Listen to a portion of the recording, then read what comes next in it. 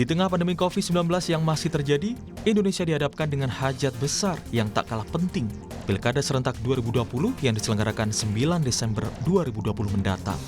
Pilkada yang digelar di 270 daerah yang semula direncanakan digelar pada 23 September mundur menjadi 9 Desember 2020.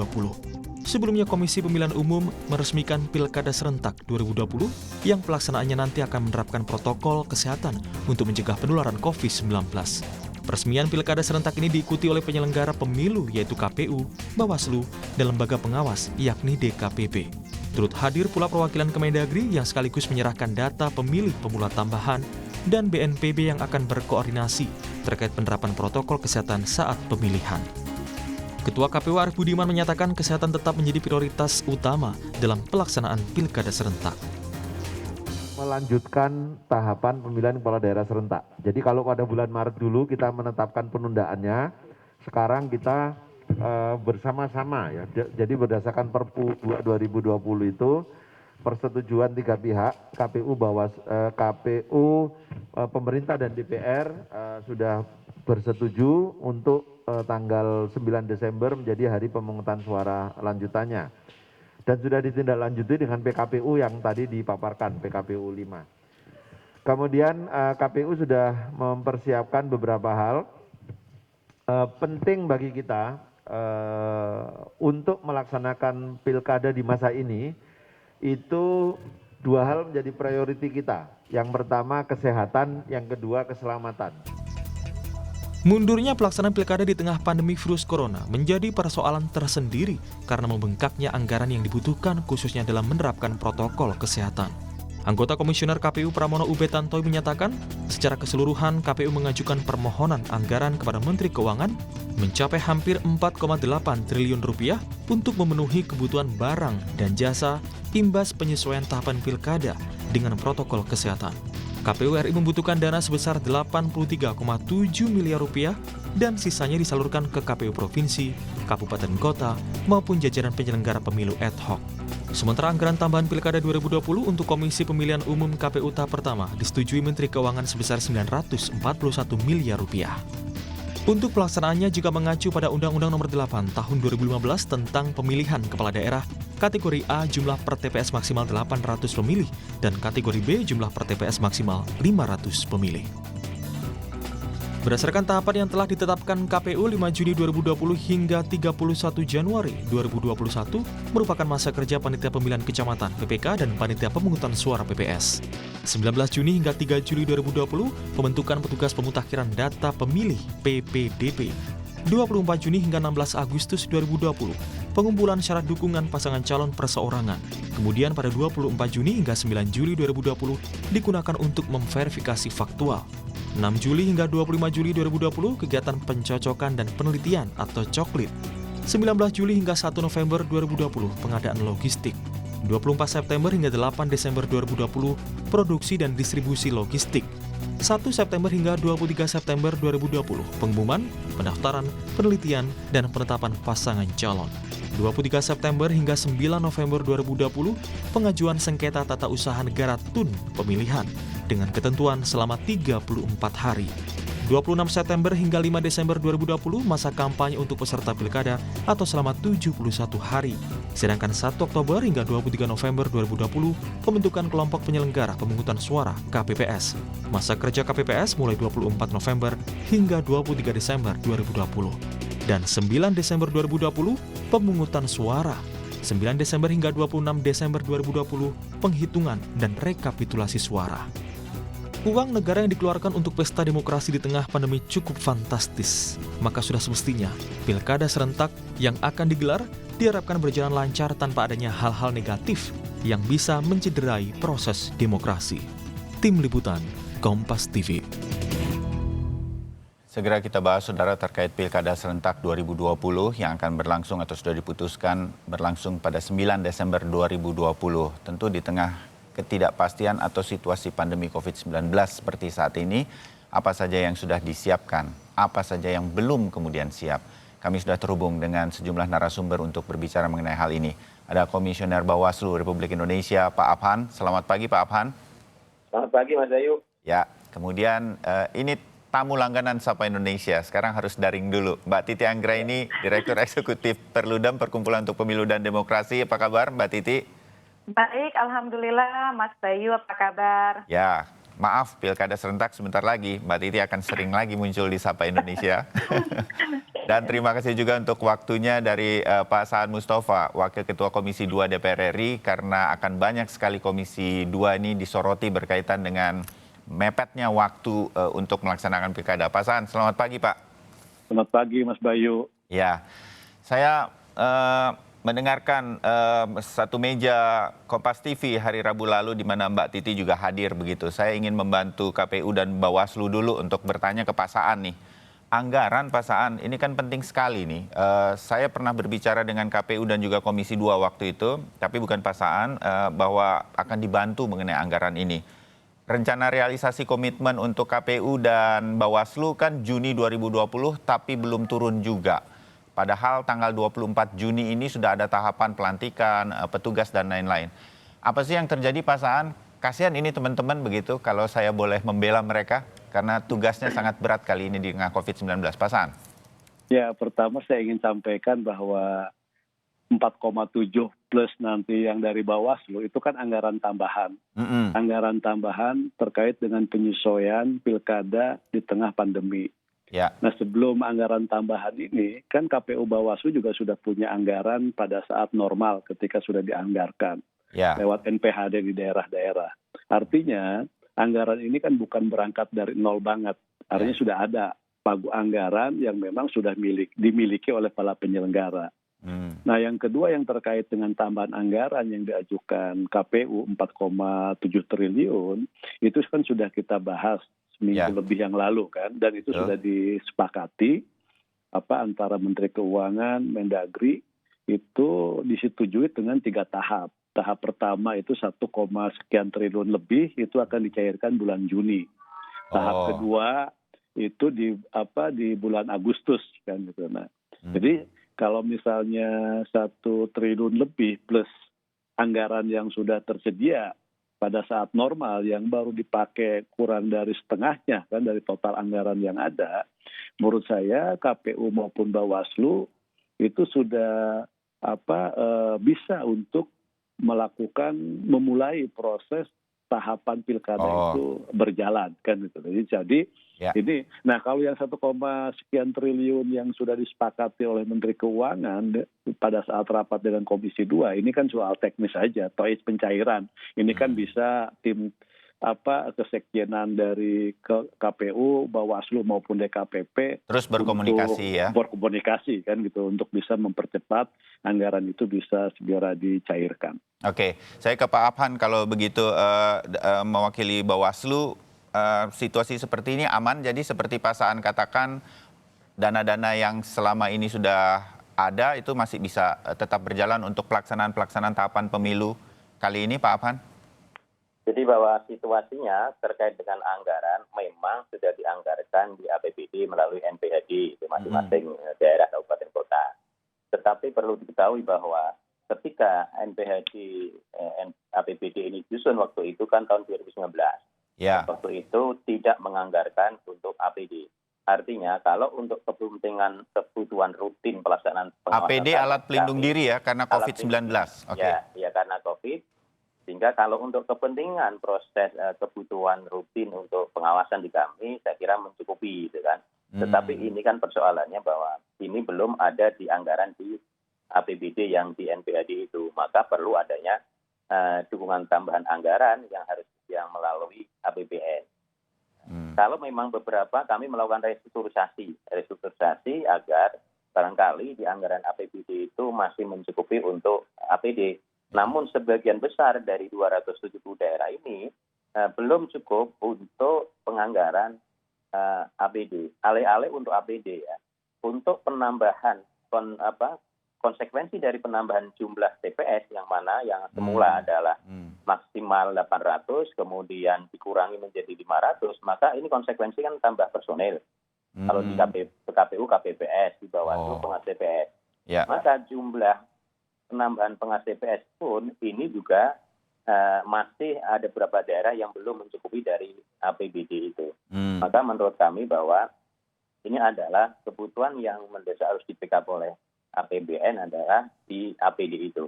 Kami tetap berupaya untuk mengefisienkan beberapa hal. Misalnya gini, kemarin anggaran pertemuan-pertemuan yang sifatnya langsung, kemudian kita ganti daring gitu kan. Jadi misalnya BIMTEK ini ada pertemuan, kemudian kami dengan daring. Tetapi kita perlu ingat juga bahwa di 200 daerah, belum juga semua bisa terakses internet.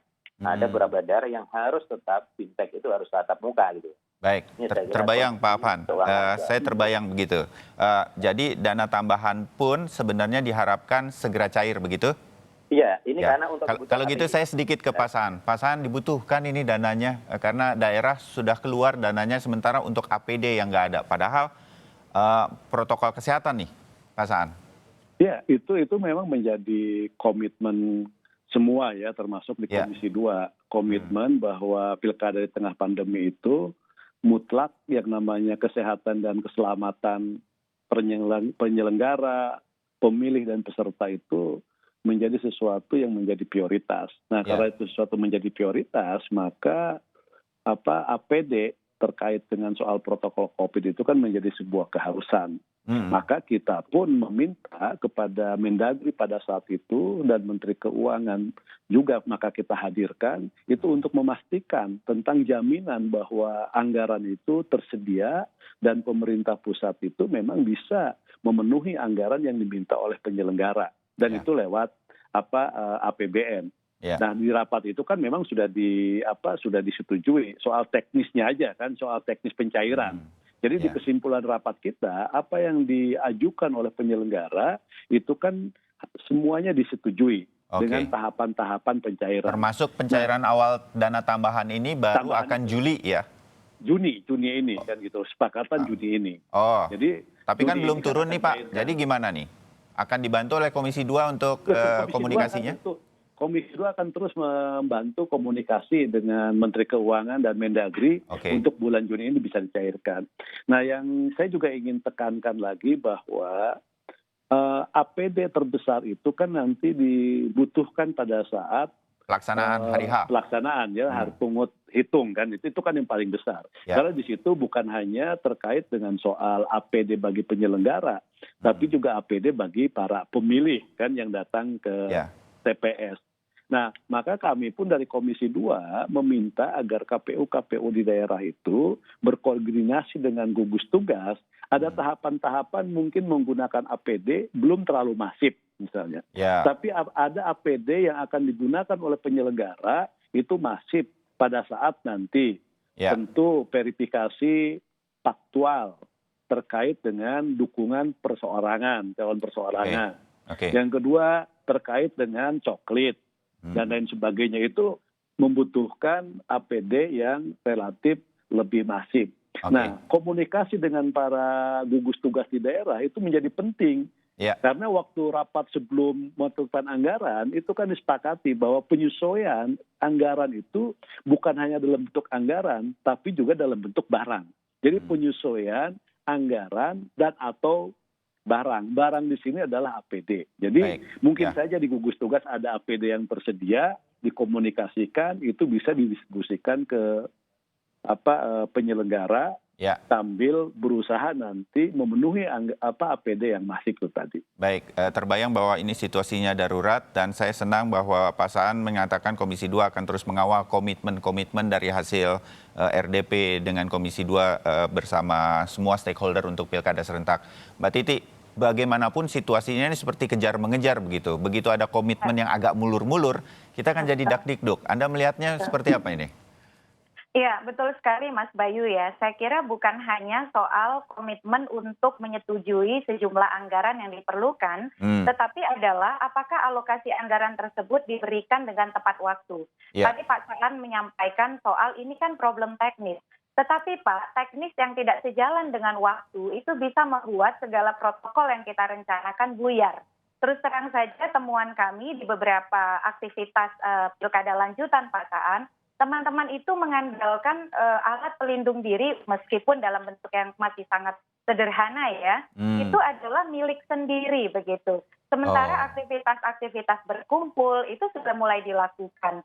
Nah, ini problemnya adalah janji yang diberikan untuk kemudian memulai tahapan dengan persiapan yang baik, mulai dari perangkat regulasi, anggaran, dan lain sebagainya, itu realisasinya tidak seperti yang menjadi komitmen awal begitu. Ini bukan berarti kemudian kami tidak menganggap pilkada itu, pemberian suara itu sebagai sesuatu yang penting. Tetapi tadi kan sudah disampaikan, ada prioritas soal keselamatan dan kesehatan. Tetapi selain dari dua itu juga yang menjadi prioritas kita, bagaimana pelaksanaan tahapan pilkada itu juga berkualitas sesuai dengan prinsip-prinsip praktik demokrasi. Jangan sampai karena misalnya begini ya, ada petugas yang menyatakan, oke lah demi keselamatan dan kesehatan kita tunda-tunda saja nih verifikasi faktualnya. Kan kita belum memiliki perangkat atau alat pendukung yang diperlukan. Sementara jadwal itu tidak bisa geser karena kita terlibat dengan tahapan program dan jadwal yang spesifik yang pada setiap tahapan program dan jadwal itu memerlukan daya dukung. Apa sih yang harus disesuaikan ketika kita pilkada di tengah pandemi? 1, tata cara, 2, prosedur, 3, mekanisme. Dan tata cara prosedur mekanisme ini memerlukan kompatibilitas dengan protokol kesehatan. Makanya tadi Pak Saan, yang apa kita lihat di dalam penyerahan data penduduk potensial pemilih, simbol-simbol yang dipertontonkan itu yang harus dikonkretkan begitu. Sekarang kan diperlihatkan ada misalnya penutup wajah, ada masker, ada disinfektan, ada hand sanitizer, ada seragam, yang lain sebagainya. Itu kan harus diperjelas mana yang diadakan oleh daerah, mana yang diadakan oleh negara. Sementara untuk proses pengadaan itu kan tidak bisa kita belanja seperti kebutuhan rumah tangga. Kalau kita beli sendiri-sendiri mungkin mudah. Nah, ini kami yakinlah dengan komitmen Komisi 2, apalagi Pak Saan komitmen demokrasinya tidak kita ragukan. Tetapi merealisasikan itu, karena yang berjibaku itu, Mas Bayu terus terang, bukan yang memakai secara simbolik dalam peluncuran kemarin, tetapi bagaimana yang simbolik kemarin itu menjadi konkret di lapangan. Karena yang berjibaku itu teman-teman di lapangan begitu. Ya, Mbak Titi, saya tahan di situ karena kita sudah mendapatkan gambarannya. Jadi di lapangan sekarang dengan APD sederhana tahapan tetap dilakukan. Mbak Titi khawatir ada juga para petugas yang khawatir untuk turun ke lapangan karena kurang lengkapnya APD ini di tengah COVID-19. Saya ingin memberikan kesempatan Pak Saan sedikit untuk menanggapi ini, Pak Saan. Harapan memang ada di Komisi 2, Pak. Mohon maaf. Gimana, Pak? Ya, saya memahami kekhawatiran dan menurut saya kekhawatiran itu wajar karena memang ada dalam suasana, sekali lagi pandemi COVID ini kan membuat semua orang kekhawatiran. Nah, bagaimana kekhawatiran itu tentu dijawab oleh semua kelompok kepentingan yang terkait dengan soal pilkada agar kekhawatiran-kekhawatiran itu terjadi. Nah, Komisi 2 sekali lagi harusnya hari Rabu kemarin kita dengan KPU, Bawaslu, Mendagri dan DKPP untuk rapat konsultasi terkait dengan tahapan pilkada yang disesuaikan dengan protokol COVID. Tapi peraturan KPU untuk dalam pandemi COVID-19 ya, tapi diundur kan Pak? Nanti hari Senin kita lakukan. Nanti hari Senin kita akan lakukan. Nah di situ kan akan kita lihat dan kita juga akan tanya kepada Mendagri, bukan hanya ditanya, tapi ini udah menjadi katakan ini kan menjadi sebuah persyaratan. Persyaratan yang diminta oleh penyelenggara, persyaratan yang diminta oleh Komisi 2 kepada pemerintah bahwa tahapan ini bisa kita jalankan untuk menghapus keraguan dan kekhawatiran masyarakat, publik, maka APD itu menjadi sebuah keharusan. Tadi saya memahami apa yang disampaikan Mbak Titi, bahwa ini kan menyiapkan APD itu kan bukan seperti menyiapkan kebutuhan barang pokok kita sehari-hari, harus pesan dan sebagainya. Maka kita juga sudah meminta kepada KPU untuk tahapan-tahapan awal sampai nanti kepada pungut hitung, itu berapa setiap tahapan itu APD yang memang harus dibutuhkan dulu, kan ada tahapan-tahapan. Misalnya gini, tahapan yang penting ini sekarang, mereka akan melakukan aktivasi terhadap penyelenggara ad hoc di lapangan. Ya. Apakah itu terkait dengan soal pelantikan, mengisi mereka yang mengundurkan diri atau meninggal. Nah, apakah tahapan ini membutuhkan APD seperti apa? Nanti ketika tadi verifikasi faktual terkait dengan dukungan perseorangan. Nah, ya. Itu juga demikian. Ya. Nah, saya balik Pak Saan, untuk mengawal kita. Gitu. Ya, kita mengerti concern itu, dan itulah makanya kemudian anggaran tambahan ini menjadi penting. Sebagai penutup bagian yang pertama ini mengenai anggaran, ini mudah-mudahan bisa dikawal Komisi 2. Mudah-mudahan 22 Juni mendatang pada waktu rapat lagi dengan KPU dan seluruh stakeholder, mengenai anggaran sudah bisa jelas nih Pak ya, yang harusnya turun. Kita akan pastikan itu. Oke. Kita akan pastikan anggaran-anggaran itu turun pada saat bulan Juni ini. Amin, mudah-mudahan itu. Saya satu bagian ini, realisasi janji-janji atau komitmen mudah-mudahan terjadi. Kita akan break dulu. Saya ingin kemudian melihat apa yang juga menjadi concern orang adalah ketika tahapan-tahapan kampanye nanti ada petahana yang maju untuk menyerahkan bansos. Pak Saan, Pak Afhan, dan juga Mbak Titi. Dinilai ini kemudian netralitasnya akan seperti apa? Pak Afhan dari Bawaslu akan banyak melihat mengenai pengawasan ini setelah jeda. Tetap bersama kami.